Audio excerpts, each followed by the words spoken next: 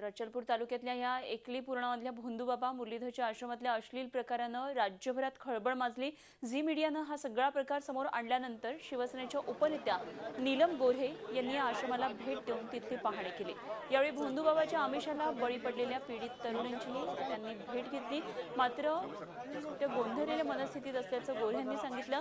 दरम्यान संबंधित भोंदूबाबा सध्या फरार आहे। गोऱ्हे यांनी पोलीस अधीक्षकांची भेट घेऊन या प्रकरणाच्या तपासाची माहिती दिली। अनेक वेळेला आमिष, प्रलोभन, श्रद्धेचा गैरवापर, दबाव, जीवाची धमकी, व्हिडिओ शूटिंगची धमकी अशा अनेक गोष्टींच्या अप्रत्यक्ष दबावामुळे प्रत्यक्षामध्ये या गोष्टी घडवल्या जाऊ शकतात।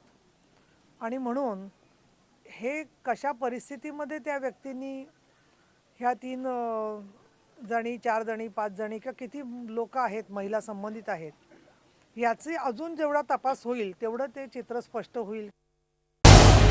झी 24 तास रहा एक पाऊल पुढे।